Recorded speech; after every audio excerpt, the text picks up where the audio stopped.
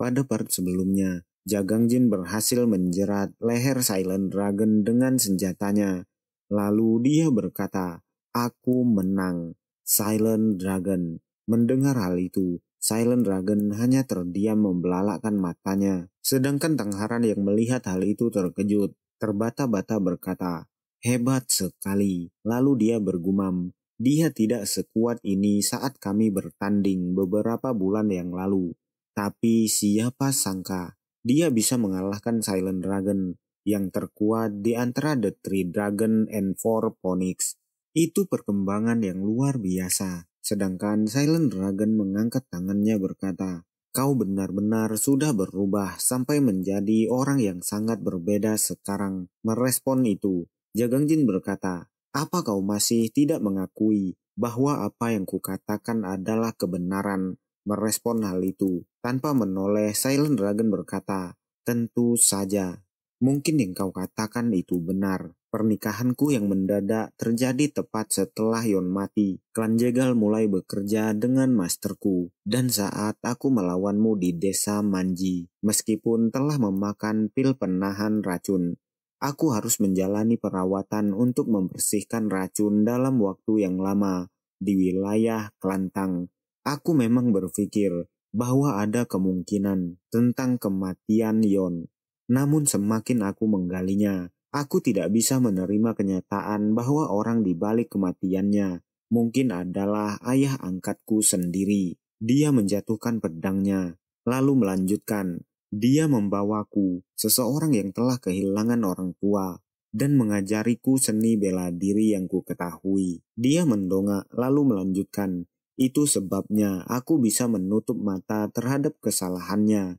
Meskipun aku tahu hal itu." Lalu dia bertanya kepada dirinya sendiri, "Setelah semua ini, apa ada yang bisa berubah?" Anjing jinak adalah anjing yang tidak bisa menggigit tuannya. Bagiku kebohongan yang bisa dipercaya lebih baik daripada kebenaran yang kejam. Mendengar hal itu, Jagangjin hanya terdiam.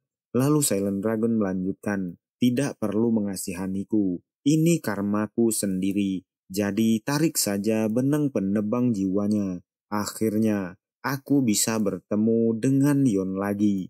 Setelah mengatakan hal itu, dia menutup matanya, sudah siap kehilangan nyawanya. Dan karena mendengar hal itu, Jagangjin menjadi terdiam. Lalu dia menutup matanya dan menarik benang pemutus jiwa, menerbangkan kepala Silent Dragon. Melihat hal itu, rekannya yang baru saja tiba membelalakkan matanya, melihat apa yang melayang di udara. Melihat hal itu, dia ingin berteriak tapi kehabisan kata-kata. Mulut dan matanya terbuka sangat lebar karena terkejut. Lalu berteriak memanggil nama Kwon. Setelah berteriak, dia berlari ke tubuh Kwon yang jatuh. Melihat pria itu, Jagangjin memutar pandangannya dan berkata, "Swift Dragon." Mendengar hal itu, pria itu menghunuskan tombaknya dan berteriak memanggil Venom Dragon, memaki Venom Dragon. Mendengar hal itu, Jagangjin memasang kuda-kuda. Tapi ternyata, Swift Dragon yang terlihat sangat kesal, melewati Jagangjin, tidak menyerang Jagangjin, mengarahkan serangannya kepada orang lain. Menyadari hal itu membuat Jagangjin menoleh terkejut, dan setelah Swift Dragon berhenti, ternyata dia ke arah Tangharan. Menodongkan senjatanya ke arah Tangharan, dia berteriak berkata, "Kau lengah, Venom Dragon." Melihat hal itu, hanya terdengar suara Jagangjin yang berteriak, memanggil Tangharan dengan Nona Haran. Mendengar hal itu, Swift Dragon tersenyum. Dia berkata, "Buang semua senjatamu. Mulai sekarang, aku akan membalas dendam Kwon. Jika kau melakukan sesuatu yang aneh, aku akan langsung menusuk wanita ini." Tapi sebelum dia menyelesaikan kalimatnya, sesuatu menembus lehernya, membuatnya terkejut, hanya terdiam. Melihat hal itu, Jagangjin juga terkejut. Ternyata yang melakukan serangan itu bukanlah Jagangjin, tapi Tangharan. Tangharan berhasil lepas, berdiri di depan Swift Dragon. Melirik ke arah Tangharan, Swift Dragon terbata-bata bertanya, "Bagaimana?" Dan Tangharan menjawab, Aku menggunakan jarum yang kusembunyikan untuk membebaskan diri dari tali ini. Menyembunyikan satu atau dua jarum di tubuh seseorang adalah sesuatu yang bahkan bisa dilakukan oleh anak berusia 5 tahun di Klantang. Swift Dragon, kau pikir aku akan diam saja dan membiarkanmu melakukan apapun yang kau inginkan padaku? Aku hanya menunggu sampai aku bisa menjamin keselamatanku dan anakku. Tapi, aku tidak menyadarinya, karena kau menyukai akting yang kutunjukkan padamu. Sekarang tidurlah. Setelah Tangharan mengatakan hal itu, tiba-tiba terjadi sesuatu pada tubuh Sweet Dragon.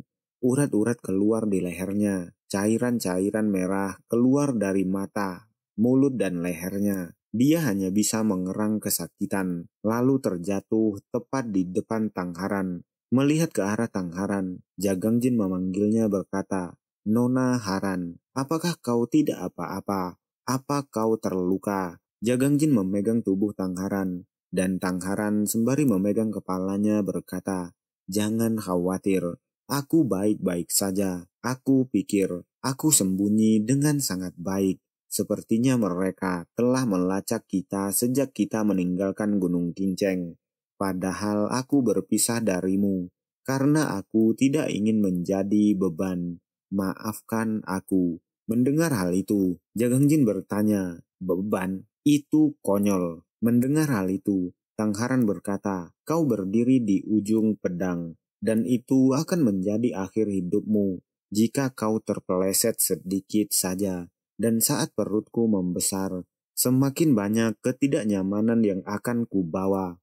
Mendengar itu, Jagangjin hanya terdiam. Lalu Tangharan melanjutkan, "Tapi meskipun mengetahui semua itu, saat keadaan menjadi sulit, aku memikirkanmu." Tangharan melihat ke arah Jagangjin, tersenyum dan melanjutkan, "Aku sangat senang kau datang untuk menyelamatkanku." Lalu Tangharan memeluk Jagangjin, dan Jagangjin menerima pelukan itu tersenyum tipis menutup matanya, dan mereka berpelukan sejenak, menghilangkan rasa khawatir antara mereka berdua. Dan beberapa saat kemudian, Jagangjin bertanya, "Baek Lijong datang ke Gunung Kinceng." Mendengar hal itu, Tangharan mengiyakan dan berkata, "Katanya ada pertarungan yang besar yang bahkan bisa dilihat dari luar Gunung Kinceng. Seharusnya Yohua masih dalam pelatihan terisolasi. Jadi, kemungkinan Baek Lijong bertarung dengan Supreme Taoist Muam, Sekte Eme dan Klantang, memanfaatkan kekacauan itu untuk mengepung Gunung Kinceng dengan cepat. Baek Lijong tidak terlihat, jadi mereka berhenti. Tapi jujur saja, situasinya tidak bagus." Lalu Tangharan bertanya, "Apa yang akan kau lakukan?" Menjawab pertanyaan Tangharan, Jagangjin berkata, "Aku berjanji kepada mereka bahwa aku akan kembali. Aku tidak bisa melepaskan mereka hanya karena situasinya tidak bagus. Mungkin ini adalah waktu di mana mereka paling membutuhkan bantuanku. Tapi aku perlu memikirkan bagaimana aku bisa melewati pengepungan itu dan sampai ke mereka." Mendengar hal itu, Tangharan berkata, "Jika kau ingin sampai ke sana, aku punya ide." Mendengar hal itu, Jagangjin menoleh penuh tanya. Lalu Tangharan berkata, "Sudah ku bilang, Klantang sangat menghargai keturunan mereka. Apalagi jika anak sepertiku, seseorang dari Klantang utama, dan kau yang mampu mengalahkan Silent Dragon dan Swift Dragon." Setelah memberi tahu semuanya bahwa kau telah mengalahkan Silent Dragon dan Swift Dragon, sebagai syarat kembalinya aku ke klan wilayah Tang bersama anak kita, aku akan meminta mereka untuk mundur dari pengepungan Gunung Kinceng. Mendengar hal itu, Jagangjin berteriak berkata, "Tapi jika kau melakukan hal itu." Menjawab itu sembari turun dari punggung Jagangjin, Tangharan berkata, "Aku tahu tidak ada hal baik yang akan datang dari kembali ke Klantang yang sudah aku hianati. Namun, selama anak ini ada di dalam diriku, wilayah Klantang akan menjadi tempat teraman bagiku.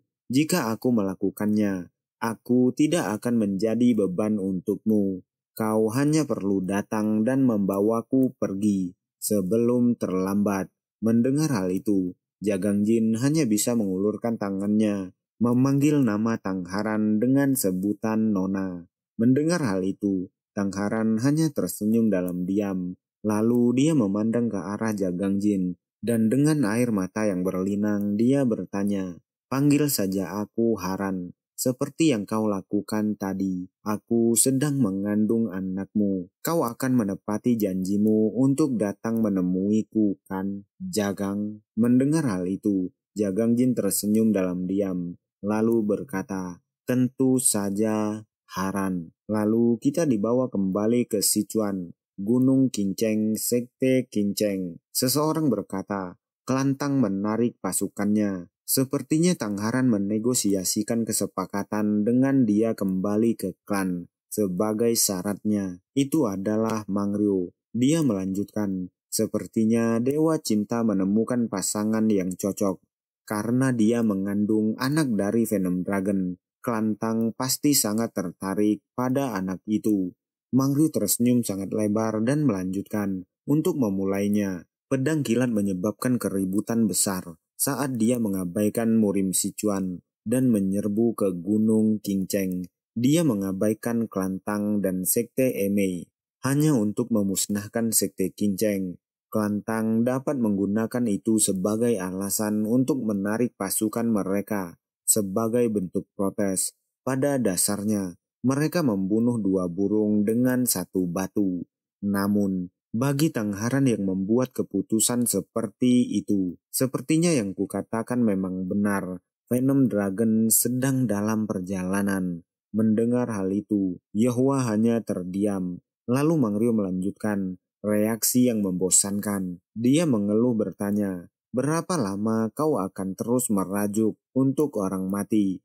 Bukankah harusnya yang hidup melanjutkan hidup mereka?" Merespon hal itu, Yehua berkata, "Tidak, dia tidak mati." Mendengar hal itu, Mangryo berdehem lalu bertanya, "Apa kau membicarakan Beklijong? Bukankah kau bilang gunung itu runtuh dan puing-puingnya menumpuk di atasnya?" Lalu dia mengelus janggutnya, tersenyum dan berkata, "Ah, benar. Seseorang yang kukenal juga selamat dari hal serupa. Dia bertahan selama 8 tahun di tambang yang runtuh." Mendengar hal itu, Yehua masih terdiam, menatap pegunungan Kinceng. Dia mengingat beberapa saat yang lalu, saat Beklijong terjatuh di jurang berkata, "Pengganggu, beraninya kau." Mengingat hal itu, membuat Yehua menjadi sangat marah, urat keluar di dahinya. Dia mengeratkan giginya dan berkata, "Biarkan dia datang. Jika dia mau, jika dia berani muncul di hadapanku lagi. Pada saat itu, aku pasti akan." Sedangkan di tempat lain, di gunung bekas pertempuran Muam dan Beklijong, di gunung yang runtuh itu, di mana bebatuan tercecer, tiba-tiba ada tangan yang muncul dari reruntuhan itu. Sedangkan di tempat lain, di mana Jagangjin berada, dia bergumam, "Kelantang membuat janji dengan Haran dan menarik pasukan mereka dari pengepungan. Meskipun Sekte Emei dan Aliansi Murim masih ada di sini, perlu waktu sebelum mereka dapat mengisi celah yang ditinggalkan oleh Kelantang. Ini waktu yang tepat bagiku pergi ke Gunung Kinceng." Tapi tiba-tiba dia berhenti, terlihat seperti terkejut setelah melihat sesuatu. Ternyata karena ada seseorang yang berdiri di hadapannya. Melihat hal itu, Jagangjin yang terdiam tiba-tiba bicara, "Lama tidak bertemu." Menjawab itu, penjaga almarhum Nonayon berkata, "Benar, Jagangjin. Dia adalah pengikut Jegal Sinyong." Mendengar hal itu, Jagangjin berkata, "Fakta bahwa kau ada di sini." Tapi sebelum Jagangjin menyelesaikan kalimatnya, pria itu berkata, "Ya, klan Jegal sudah mulai bergerak lagi untuk menangkapmu. Alasan mereka tidak bergerak selama ini karena masa tenggang 100 hari yang diberikan pada Tangharan karena mengkhianati Kelantang. Kami hanya menunda rencana kami untuk menghindari konflik dengan Kelantang.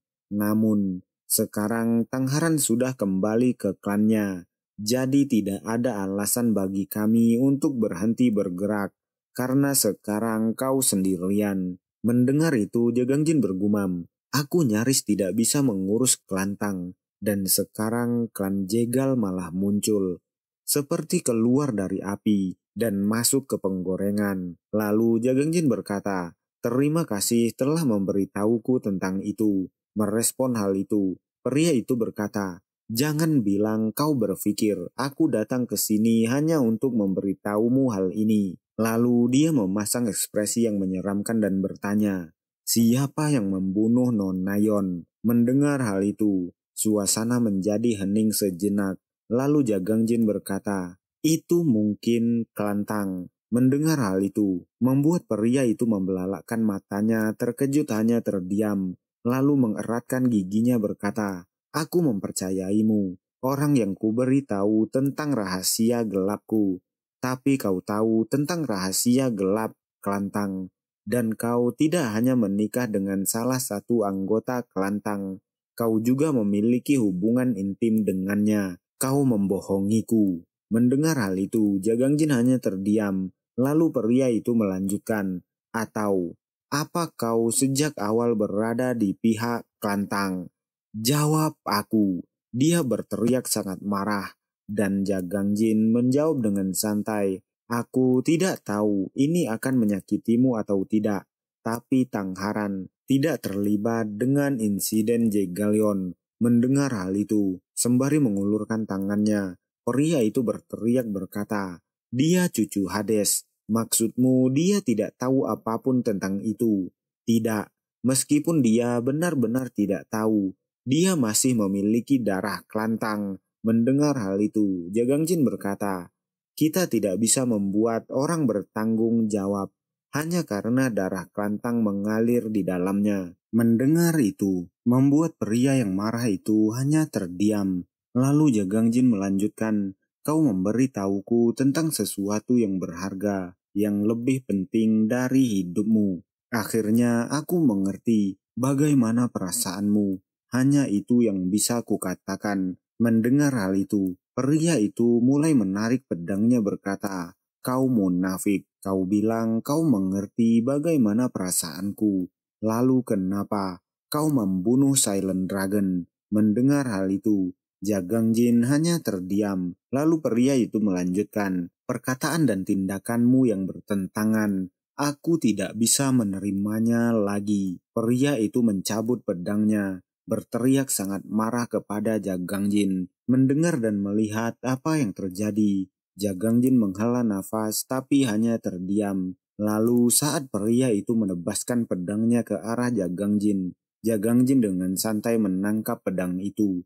Membuat pria itu terkejut membelalakkan matanya bertanya, apa-apaan? Menjawab pertanyaan pria itu, Jagangjin menatapnya dengan tajam dan berkata, tolong jangan seperti ini. Kau tidak bisa mengalahkanku. Pedang pria itu gemetar dipegang oleh Jagangjin. Pria itu hanya bisa mengeratkan giginya, lalu berteriak berkata, jangan konyol. Dia berteriak, Dragon Clan Rampage. Dia mencoba menebas Jagangjin berkali-kali, tapi Jagangjin bisa menghindari serangan itu lagi dan lagi. Melihat hal itu, membuat pria itu menjadi sangat geram, hanya bisa berteriak sembari terus menebaskan pedangnya. Melihat hal itu, Jagangjin mulai menyiapkan senjatanya, mengangkat tangannya, memotong pedang pria itu. Membuat pria itu membelalakkan matanya terkejut oleh apa yang dilihatnya. Dan tiba-tiba Jagangjin menyentuh dadanya dengan telapak tangannya. Tapi Jagangjin hanya terdiam menundukkan kepalanya, membuat pria yang terkejut itu juga hanya terdiam melirik ke arah Jagangjin. Dan Jagangjin berkata, resounding slash. Dan karena hal itu, ledakan terjadi, bersumber dari tangan Jagangjin, membuat pria itu terpental sangat jauh, lalu menabrak pohon besar. Dan karena hal itu, pria itu memuntahkan cairan merah dari mulutnya, lalu terbatuk. Melihat ke arah pria itu, Jagangjin berkata, tolong jangan terburu-buru mati. Aku belum menyerah untuk balas dendam. hanya karena menikah dengan wanita dari Klantang. Jika kau mati sekarang, kau tidak akan bisa melihat bagaimana balas dendamku berakhir. Mendengar perkataan Jagangjin, pria itu mencoba berdiri dengan susah payah. Tubuhnya gemetar.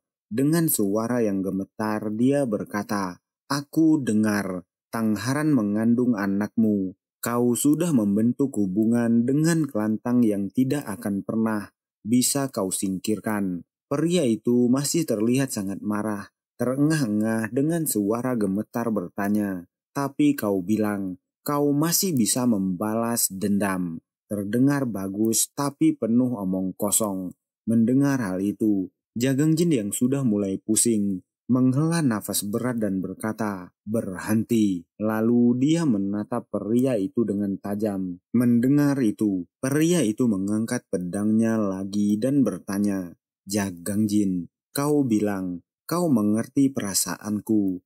Aku kehilangan sesuatu yang berharga untukku." Pria itu menghunuskan pedangnya sendiri ke arah lehernya, lalu berkata, "Aku tidak punya alasan lagi untuk hidup atau kekuatan untuk balas dendam." Dia bertanya kepada Jagangjin, "Apa yang tersisa di dalam dunia ini, di mana aku kehilangan seseorang yang berharga, hanya hitam pekat tanpa apapun di dalamnya? Aku akan menunggumu di neraka." Melihat hal itu, Jagangjin berteriak memintanya untuk berhenti, tapi terlambat. Pria itu merobek lehernya sendiri, membuat cairan merah memuncrat dari leher belakangnya. Melihat hal itu, Jagangjin hanya bisa terdiam. Lalu pria itu terjatuh, kehilangan kesadarannya di depan Jagangjin. Melihat hal itu, Jagangjin bergumam, emosi dan dendam rumit yang dia miliki, beban situasi dan kehidupan seseorang. Sekarang saat aku menuju jalan balas dendam. Mungkin itu sesuatu yang harus kubawa selama sisa hidupku. Melihat ke arah pria itu, Jagangjin berkata, "Selamat tinggal.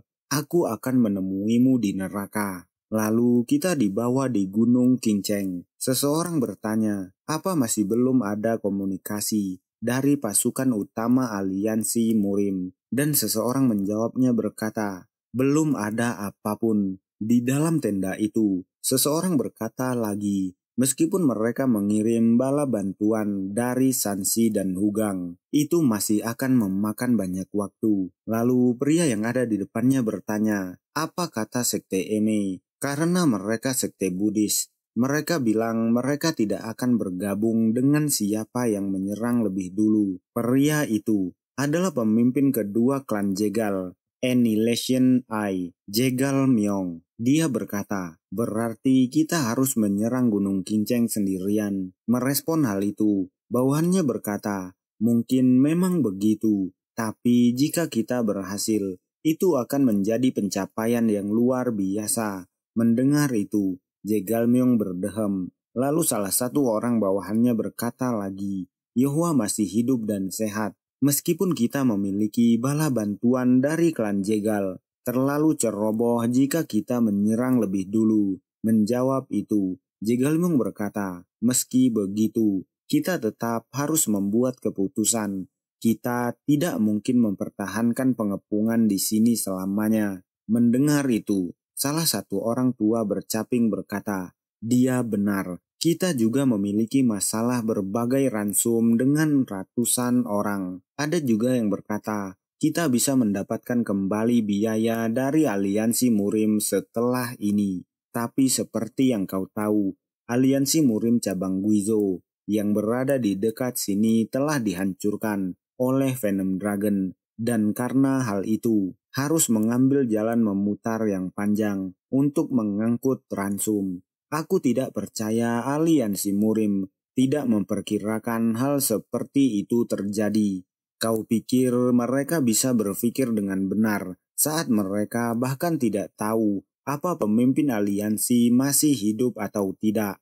Mendengar hal itu, Jegalmyong hanya terdiam. Lalu dia bergumam, karena hanya kelompok rakyat jelata yang berkumpul, moralnya mencapai titik terendah. Ini akan menjadi pertarungan yang sulit. Tapi tiba-tiba, seseorang melangkahkan kakinya ke tempat mereka berada, dan penjaga bertanya, "Siapa di sana? Beritahu identitasmu."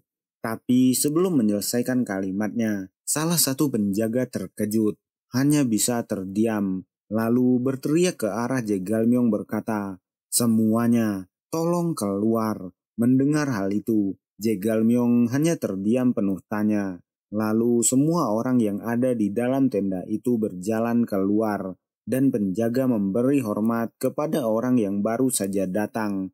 Melihat siapa yang baru saja datang, Jegalmyong membelalakkan matanya terkejut, tapi hanya diam, lalu berkata terbata, "Kau, itu adalah Baekglijong." Dia hanya berdiri tanpa pakaian, memegang pedang dalam diam. Jegalmyong berteriak berkata, "Pedang dewa yang tidak bisa dihancurkan." Mendengar hal itu, Baekglijong hanya melirik dalam diam.